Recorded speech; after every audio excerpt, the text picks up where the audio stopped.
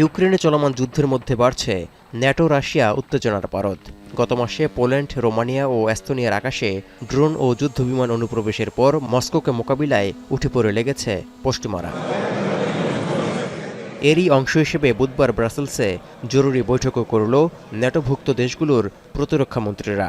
Europe যে রাশিয়ার হামলায় আক্রান্ত হওয়ার আশঙ্কায় রয়েছে, সেই বিষয়টি এই বৈঠক থেকে অনেকটাই স্পষ্ট।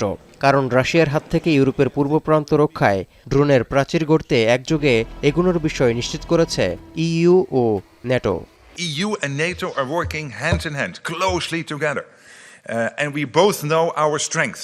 NATO's strength is in the capabilities, the military decisions, what you need basically to make sure that when it comes to anti-drone technology. রাশিয়াকে মোকাবিলায় ড্রোন উৎপাদনে নিজস্ব উদ্ভাবনকে ত্বরান্বিত করা ছাড়াও ইউক্রেনের সহযোগিতা নেওয়া হবে বলে জানিয়েছেন ন্যাটো প্রধান। এছাড়া যুদ্ধে রাশিয়ার বিরুদ্ধে শক্ত অবস্থান নিশ্চিতে ইউক্রেনের প্রতি সমর্থন আরও বাড়ানো হবে বলে বার্তাও দিয়েছেন তিনি। To keep our 1 billion people safe and our territory secure. Today, ministers reaffirmed that we are increasing investment in defense, enhancing defense production, and stepping up our support to Ukraine. জোটের সিদ্ধান্ত জোরালোভাবে এগিয়ে নিতে আক্রমণাত্মক ও প্রতিরক্ষামূলক উভয় ধরনের ড্রোন উৎপাদনে $11.5 বিলিয়ন বেশি ব্যয় করার ঘোষণা দিয়েছে Germany. Wie Zahnräder ineinander greifen. Und auch um das zu bewerkstelligen und zu gewährleisten in den kommenden Jahren wird Deutschland gemäß der Haushaltsaufstellungspläne in den kommenden Jahren 10 Milliarden für Drohnen aller Art, aller Höhen. NATO সদর দপ্তরে এই বৈঠক শেষে রাশিয়ার বিরুদ্ধে কঠোর বার্তা দিয়েছেন মার্কিন প্রতিরক্ষা মন্ত্রী পিট হেগসেথ।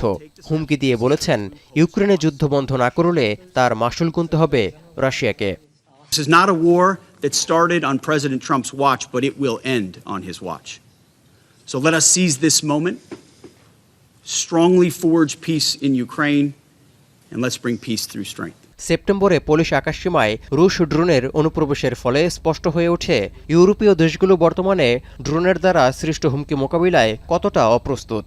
এই অবস্থায় আগে থেকে প্রস্তুতি না থাকায় মস্কোর ড্রোন হুমকি মোকাবিলা ন্যাটো ও ইইউর জন্য ব্যয়বহুল হবে বলে মনে করছেন বিশ্লেষকরা।